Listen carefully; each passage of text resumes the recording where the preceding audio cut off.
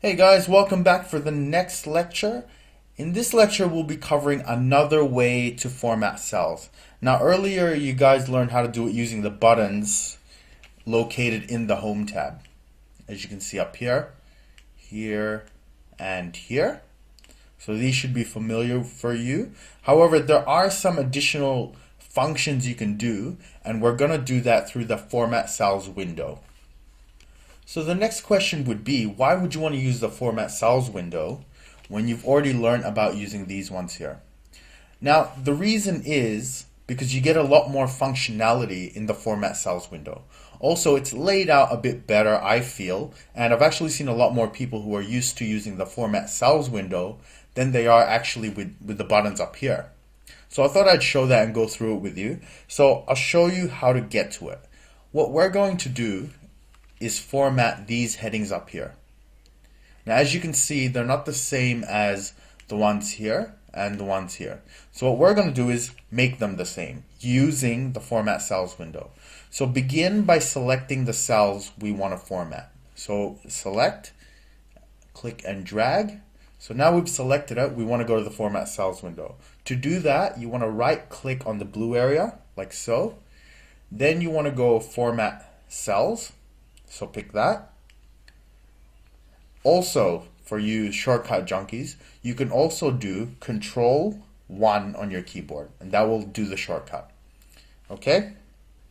Now, as you can see, there's 6 tabs here.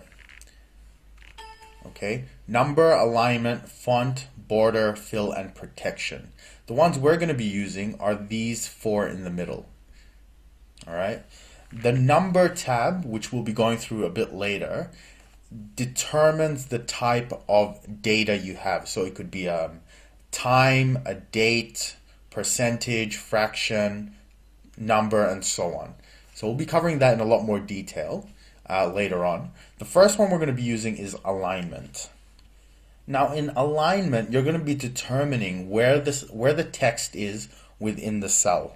So to demonstrate, as you can see here, there's no wrap text formatting like we did earlier. As you can see here, you got the letters underneath each other. Sorry, the words underneath each other, so it fits. We don't have that, so we're going to introduce that.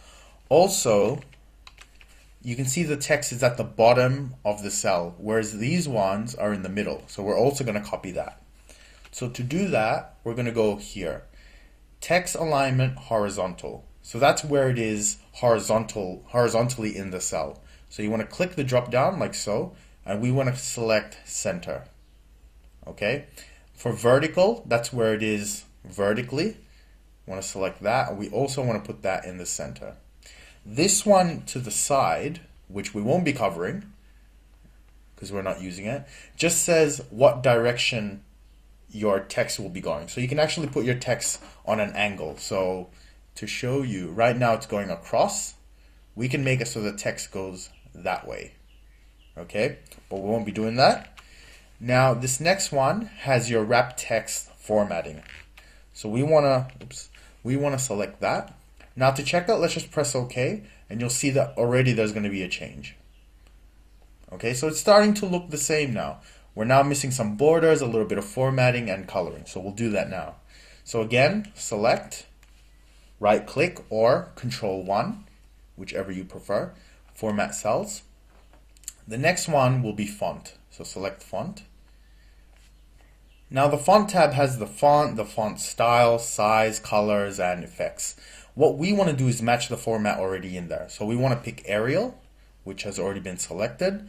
We want to do bold as the font style and 10 as the size. You can also select if it's underline, the type of underlining, and the color of your text. We're going to keep it black here.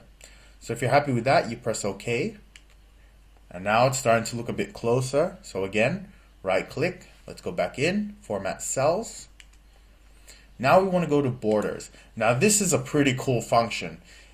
Earlier, we were using this one right here. And that has presets. The difference with this one is that you can set really custom borders. So let me show you. It has a bit of an interface. Okay, you got 2 main sections here, which is the line style, which can be dotted, it can be a full line, a thick line, a double double line, and so on. Then you have the area or the interface where you actually place the borders and you decide where you want to put them. So this, if I can do this cell represents this.